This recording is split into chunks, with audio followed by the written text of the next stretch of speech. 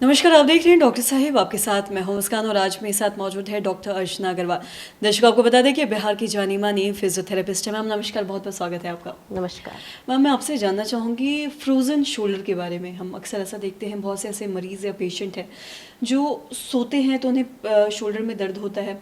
अगर वो कोई काम करते हैं, हाथ पीछे करते हैं या फिर पर्स या फिर बाल बांधते हैं तो भी उन्हें शोल्डर में पेन होता है। मैं आपसे जानना चाहूँगी विस्तार में कि अगर किसी को ऐसा हो रहा है या फिर बार बार पेन हो रहा है या दर्द हो रहा है तो कब उन्हें जाके फिजियोथेरेपी करवा लेना चाहिए, डॉक्टर से कंसल्ट कर लेना चाहिए? राइट। इसको हम लोग मेडिकल भाषा में एडेसिव कैप्सुलाइटिस बोलते हैं और आम भाषा में फ्रोज़न शोल्डर बोलते हैं।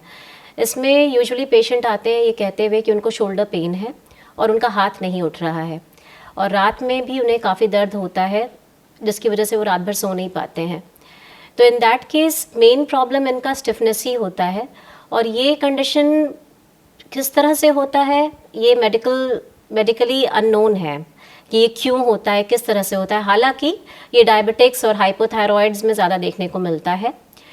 कई बार जो ब्रेस्ट कैंसर के पेशेंट्स होते हैं जिनका ब्रेस्ट रिमूवल हो जाता है उसके बाद सर्जरी के बाद शोल्डर पकड़ लेता है, उसमें भी फ्रोज़न शोल्डर हो जाता है कई दिनों तक हाथ न उठाने की वजह से। तो इस केस में हमारा बहुत बड़ा रोल है। जितना जल्दी पेशेंट आके रिपोर्ट करें उतनी अच्छी बात है। जितना जल्दी पेशेंट आके रिपोर्ट करेंगे स्टिफनेस उतना कम होगा और उतना जल्दी हम लोग जब थेरेपी स्टार्ट करेंगे, एक्सरसाइजेज स्टार्ट करेंगे, इलेक्ट्रो मोडालिटीज़ देंगे पेन रिलीफ के लिए, साथ साथ में अलग अलग टेक्निक्स अपना करके शोल्डर को खोलने की चेष्टा करेंगे, उतना जल्दी पेशेंट को रिलीफ होगा। हालांकि इसमें थोड़ा लॉन्ग प्रोसेस है ये। जी। और साथ ही कई बार लोग ऐसा भी होता है कि लोग काफ़ी देर कर देते हैं जाके डॉक्टर से दिखवाने में। वो कोई भी पेन किलर खाते रहते हैं अपने मन से और जिस कारण से ये जो दर्द है काफ़ी ज़्यादा बढ़ जाता है। तो उन लोगों को आप क्या कुछ कहना चाहेंगे? अवॉइड तो बिल्कुल नहीं करना चाहिए और पेन किलर्स खा करके ये सोचना कि उनका प्रॉब्लम ठीक हो गया है, ये नहीं है।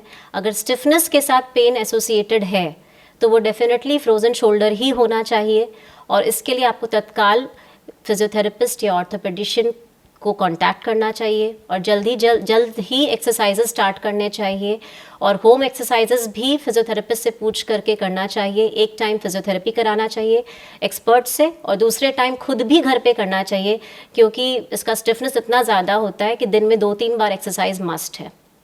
जी। और साथ ही मैं ये भी जानना चाहूँगी कि किन लोगों में ये ज़्यादा देखा जाता है और इसका कारण क्या होता है?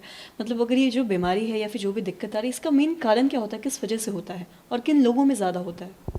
मेडिकली अभी ये प्रूवन नहीं है, अभी तक ये फाउंड आउट नहीं हुआ है कि ये किन लोगों किस वजह से होता है, परंतु इसको देखा गया है कि डायबिटिक्स में ये ज़्यादा होता है, हाइपोथायरॉइड्स में ज़्यादा होता है, प्लस एज मैंने पहले भी बोला ब्रेस्ट सर्जरी के बाद भी देखा गया है और कई बार शोल्डर इमोबिलाइजेशन फ्रैक्चर के बाद जब शोल्डर को बांधा जाता है प्लास्टर में उसके बाद भी शोल्डर बहुत जाम हो जाता है। जी। और अभी आपने फ्रैक्चर की बात की तो हम अक्सर ऐसा देखते हैं कि जब भी फ्रैक्चर 1 महीने तक होता है, प्लास्टर लगाया जाता है तो काफ़ी ज़्यादा स्टिफनेस आ जाता है शरीर में या फिर जहाँ भी प्लास्टर लगाया जाता है। तो क्या जो भी लोगों को अगर कुछ ऐसा फ्रैक्चर आता है तो क्या उन्हें फिजियोथेरेपी लेना चाहिए? डेफिनेटली प्लास्टर खुलने के बाद फिजियोथेरेपी इमीडिएटली स्टार्ट करना चाहिए। शुरू में हम लोग जेंटल एक्सरसाइजेस स्टार्ट करते हैं, उसके बाद धीरे धीरे जैसे जैसे रिस्पॉन्स बेटर आता है पेशेंट का एक्सरसाइजेस बढ़ाते चले जाते हैं। और ये तो हमने काफ़ी चीज़ें जान ली फ्रोज़न शोल्डर के बारे में। साथ ही मैं आपसे ये भी जानना चाहूँगी, जो यंगस्टर्स हैं अगर वो कोई भी खेल खेलते हैं तो स्पोर्ट्स इंजरी अक्सर ऐसा देखा जाता है कि हो जाता है। अगर ऐसी स्थिति में क्या फिजियोथेरेपी लेने से क्या वो ठीक हो सकता है? हाँ, फिजियोथेरेपी का बहुत काफ़ी बड़ा रोल है।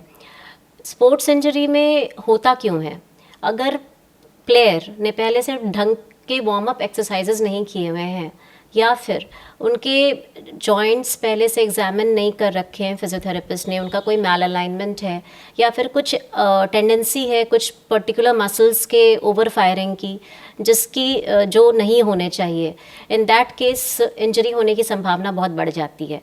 और अगर इंजरी हो जाती है तो उसके बाद भी इनिशियल हीलिंग के लिए फिजियोथेरेपिस्ट को ही कांटेक्ट करना होता है, और उसके रिहैब में भी टोटल उसका पर्टिकुलर मसल्स के स्ट्रेचिंग और स्ट्रेंथनिंग में सारा फिजियोथेरेपिस्ट का ही रोल है। और साथ ही अगर स्पोर्ट्स इंजरी में अगर किसी भी मसल में या शरीर में कहीं भी अगर चोट आता है तो क्या वो फिजियोथेरेपी से ठीक हो सकता है? सिर्फ मसल्स की मैं बात कर रही हूँ। मस्कुलर प्रॉब्लम सारा फिजियोथेरेपी से हील हो सकता है, एब्सोल्युटली। उसके लिए दोबारा नहीं सोचना है, इसमें फिजियोथेरेपी का पूरा ट्रीटमेंट है। मैम बहुत बहुत शुक्रिया तमाम जानकारी देने के लिए। तो आशा करते हैं दर्शकों कि आप भी समझ पाए होंगे कि ये फ्रोजन शोल्डर क्या होता है, और साथ ही साथ हमने स्पोर्ट्स इंजरी पे भी बात की है कि अगर ऐसा किसी को होता है तो जाके डॉक्टर को कंसल्ट कर सकते हैं, फिजियोथेरेपी करवा सकते हैं, तो वो इस पेन से रिलीफ पा सकते हैं।